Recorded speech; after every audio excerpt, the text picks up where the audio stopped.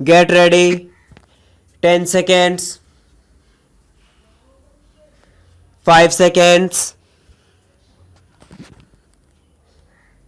Start.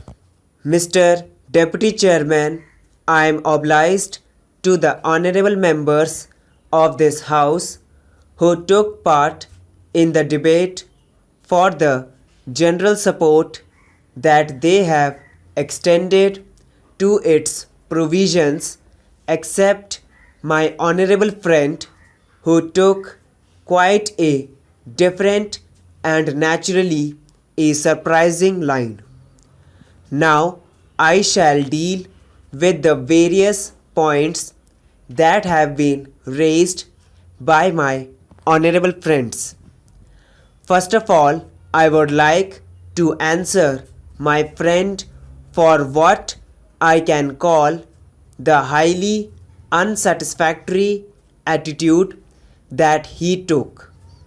Now, sir, the attitude that he has taken may in one word be stated to be hands off the tribals. We are not prepared to accept this position because the tribal people are Indians and they are citizens of India and therefore they are entitled to the same rights under a democratic constitution as others. I can understand his suggesting that whatever is the best in their culture ought to be preserved, and that is always the attitude.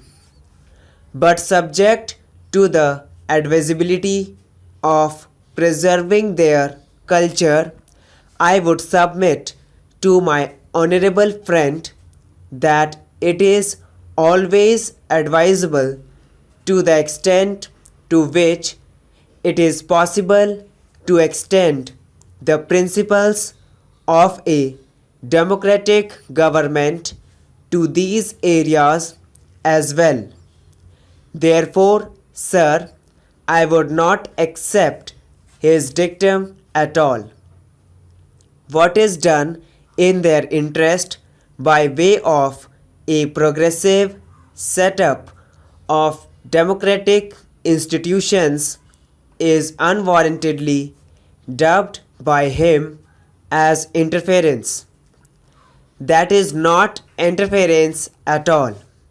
Therefore, I would not accept his contention that we are introducing certain measures which constitute any interference at all.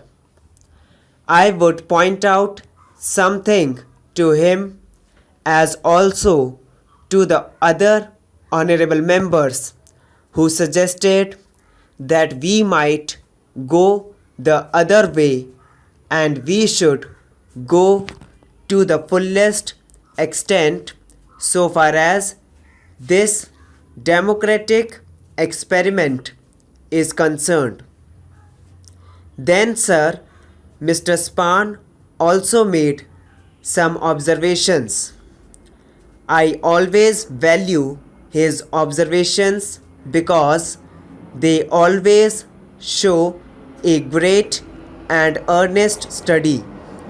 But sometimes, sir, there are certain elements that he brings in which make it difficult to follow him completely because to a certain extent they are either academic or they are impracticable. Subject to this, I always value his points and his observations because they arise out of a vast study of the problems with which that particular question is concerned. Now, sir, I might point out that sometimes it is difficult for those people who are long isolated. On account of this isolation, as I stated in my opening remarks, they are a people who have to be gradually told what is in their interest. They are more susceptible to a feeling of suspicion and misgiving than the other sections. We have just opened up our avenues so far as the democratic life is concerned, and that is the reason why I suggested that we propose to hasten but slowly, and therefore certain provisions have been incorporated in this bill. Well, sir, in the light of the peculiar conditions that obtain there, we have to be a bit careful. That was the reason why we could not straightway elect the village authorities in spite of our desire to go to the fullest extent possible. Therefore, sir, I would submit to the honorable members of this house that this is an experiment which we hope will be fully successful, and in the course of the next few years we might come before this house for introducing further amendments on the lines that the honorable members have pointed out. The next question that arose was as to whether the Chief Commissioner of the state should be believed or should not be believed. I would point out, as one of my honorable friends has stated during the course of the debate, that it is the central government, or rather it is the parliament, that is supreme over all these officers, and therefore these officers, the Chief Commissioner for example, will not be acting in an entirely unreasonable manner or in an arbitrary manner. I would point out that there is an advisory council which has already been appointed with effect from the 1st November 1956.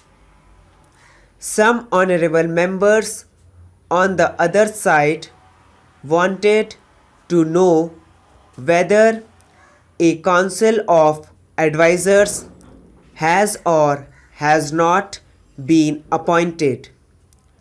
I would point out to them that it has already been appointed by the orders of the government issued on the 21st November 1956, according to which there is a council consisting of 5 advisors, and therefore it is not an arbitrary administration by a chief commissioner who is not accountable to any person at all.